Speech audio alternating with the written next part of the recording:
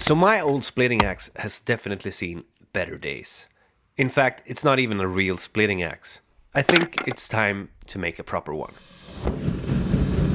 I'm starting out with a fairly large billet of C45 steel, which I think is a great choice for this type of axe.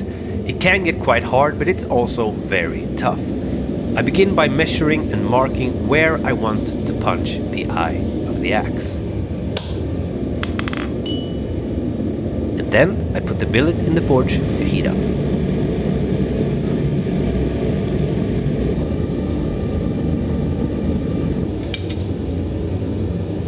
A little trick I've been using for many years is to crush some charcoal into powder. It works great as a punching lube so that the punch doesn't get stuck when we're punching the eye of the axe.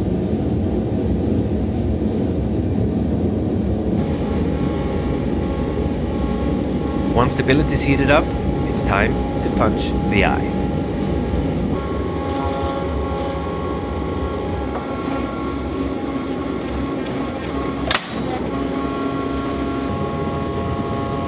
So I'm doing this on my forge press, but the technique and the principles are the same even if you're doing it by hand. The idea is that I'm using the punch to push the material down into itself, creating a hole in the billet. And when I'm about 3/4 of the way through, I flip the billet over and start punching from the other side. That shears off the negative material from the punch and leaves a hole straight through the billet. To shape the eye and make it larger, I insert a drift. And you can think of a drift as a tapered piece of steel with the shape of an axe eye. It's smaller at the bottom and larger at the top. That way I can control how large I want the eye to be by how far I drive the drift in. The drift also allows me to forge around the eye, drawing out the lugs and so on, without destroying or collapsing the eye.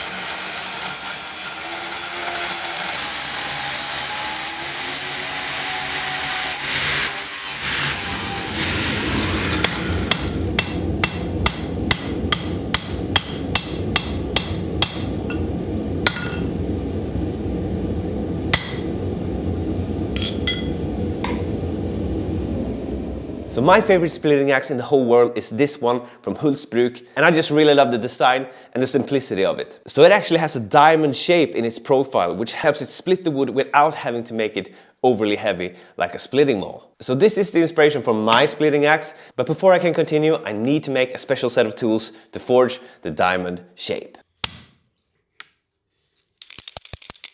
Now, the tools that I'm making here are top and bottom dies for my power hammer. The idea is to cut half of the diamond shape into the top tool and the other half into the bottom tool. Then, by forging between them, it should leave that diamond shape in the axe, if all goes well.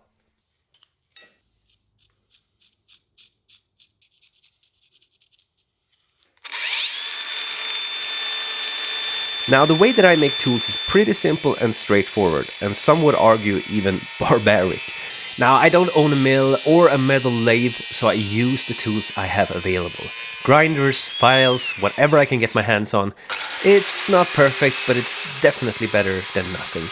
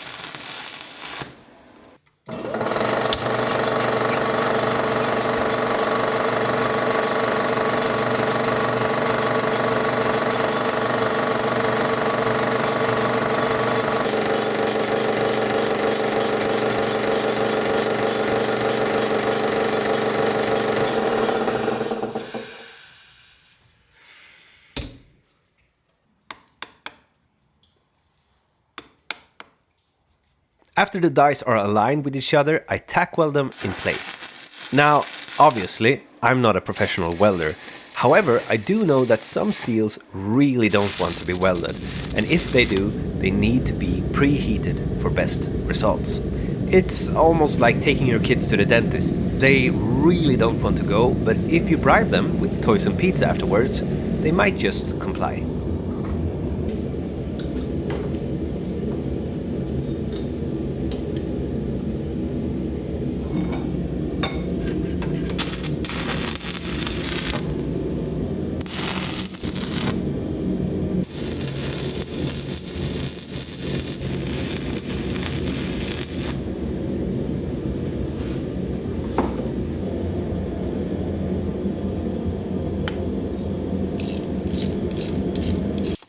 Alright, so it's time to heat up the axe and start forging in that diamond shape. Now, I actually never done this before, and I don't really know if it's going to work or how the steel is going to move and whatnot. Now, you could make an argument that a smart person would take a scrap piece of steel first and try it out to see how it works, but unfortunately, I'm more of a shoot from the hip kind of guy, so let's forge the diamond shape.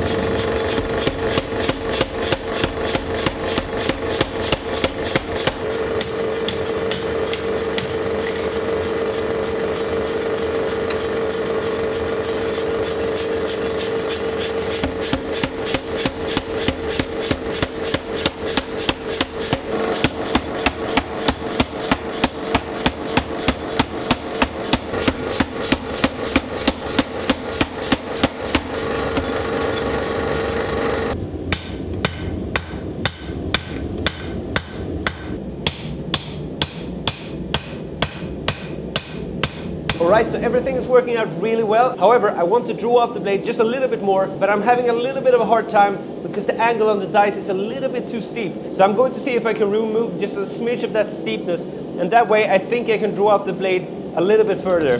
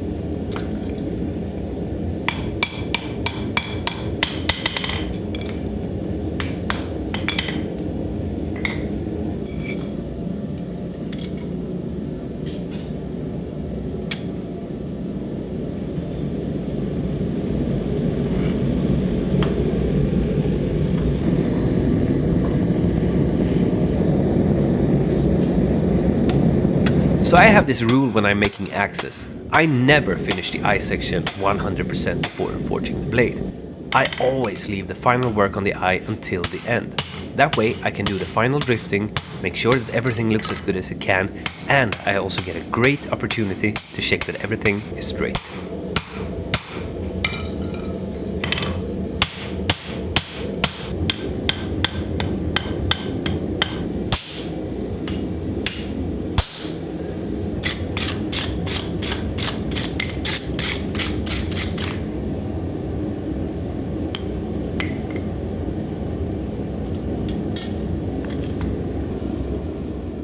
So that was an absolutely brilliant experience. You know, it's funny, before I started forging, I was so excited to try this out and see how it was going to turn out.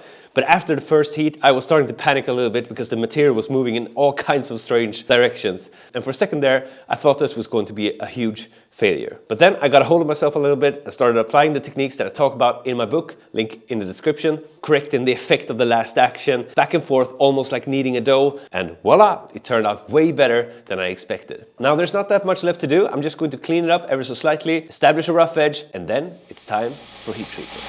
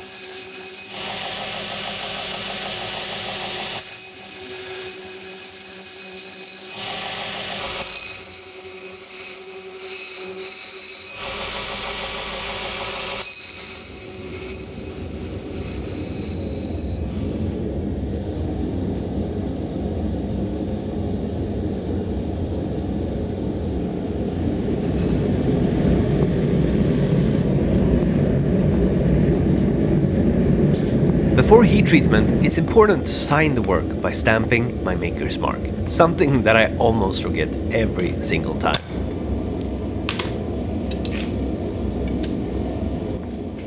After that, it's time for heat treat, and the first step is to normalize the axe. Basically, you heat the axe up and let it cool down in room temperature. That relaxes the grain structure, and I usually think of it like a spa treatment for the axe. You can imagine how the axe is feeling. It's been beaten and punched like crazy, and now it can finally rest for a little bit.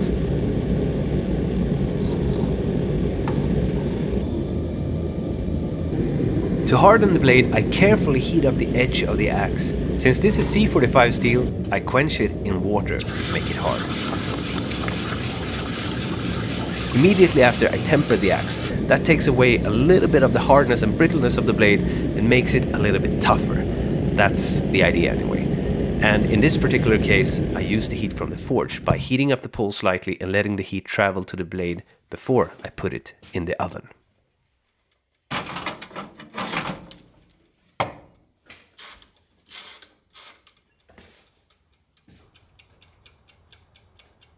So I have some bad news. I left the axe in the oven for a few hours, and when I came to check on it, I saw that it had a big crack. Now, I'm not 100% sure as to why, but my guess is that it may have something to do with me heating the axe a few too many times and maybe a little bit of cold forging while I was experimenting with taking some thumbnail pictures. Anyway, sometimes stuff like this just happens. And it doesn't matter if, like me, you've been working on the axe for a few weeks with filming, editing, tool making, the whole thing, or if you're just doing it for fun.